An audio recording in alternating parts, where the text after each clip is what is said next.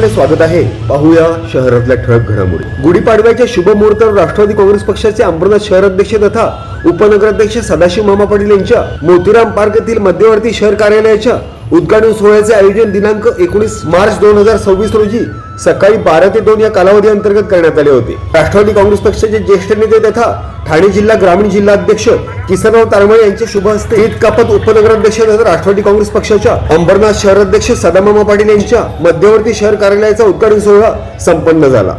राष्ट्रवादी काँग्रेस पक्षाचे नगरसेवक तथा माजी जिल्हाध्यक्ष सचिन सदाशिव पाटील यांच्या प्रमुख आयोजनातून आयोजित सदर कार्यक्रमाला राष्ट्रवादी काँग्रेस पक्षाचे ज्येष्ठ नेते तथा ग्रामीण जिल्हाध्यक्ष किसनराव तारमळे तसेच माजी नगरसेविका पूनम शेलार, राष्ट्रवादी काँग्रेस पक्ष युवक जिल्हा उपाध्यक्ष ॲडव्होकेट विनय मिश्रा, नगरसेविका पूनम शेलार, विनोद शेलार, प्रमोद बोराडे, शरद जाधव, शरद जावळे, प्रमोद मोरे, राजू सूर्यवंशी, सुदाम कुलकर्णी, कृष्णा पाटील, अंकुश फुलोरे, जगन पाटील, कृष्णा नाईक, हर्षल भोईर, हमीद असे इतर अनेक मान्यवर उपस्थित होते। सदर कार्यक्रमाचे उद्घाटक तथा राष्ट्रवादी काँग्रेस पक्षाचे ज्येष्ठ नेते ठाणे जिल्हा ग्रामीण अध्यक्ष किसनराव तारमळे यांचा सदर कार्यक्रमाचे प्रमुख आयोजक सदामामा पाटील यांच्या शुभ हस्ते गुलाब पुष्प देत त्यांचा विशेष सन्मान करण्यात आला।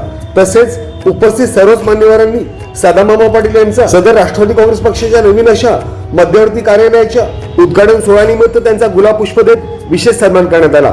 तसेच त्यांना गुढीपाडव्यानिमित्त विशेष शुभेच्छा देखील देण्यात आल्या। सदर कार्यक्रमाचे प्रमुख उद्घाटक तथा राष्ट्रवादी काँग्रेस पक्षाचे ज्येष्ठ नेते तथा ठाणे जिल्हा ग्रामीण जिल्हाध्यक्ष किसनराव तारमळे यांनी उपनगराध्यक्ष तथा अंबरनाथ शहराध्यक्ष सदाशिव मामा पाटील यांचे सदर उद्घाटन सोहळ्याप्रसंगी विशेष अभिनंदन केले।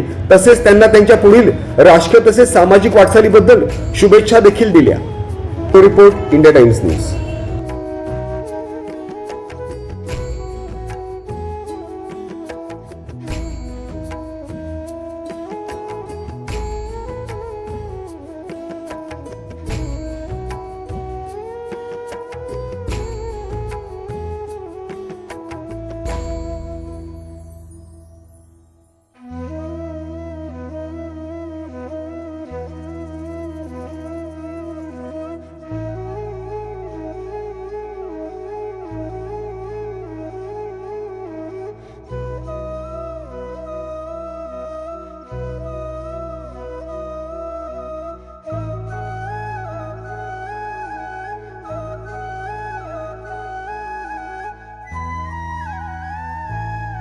आज गुढीपाडवा आहे, हिंदू नववर्ष आहे। याचा औचित्य साधून मोतीराम पार्क येथील राष्ट्रवादी काँग्रेस पक्ष अजितदादा पवार गट या कार्यालयाचं नूतनीकरण केलेलं आहे आणि या नूतनीकरण करण्यासाठी आमचे जिल्हाध्यक्ष माननीय किसनराव तारमळे साहेब यांना आम्ही आमंत्रित केलं होतं आणि आमच्या आमंत्रणाला मान देऊन त्यांनी आज या कार्यालयाचं उद्घाटन पार पाडलं।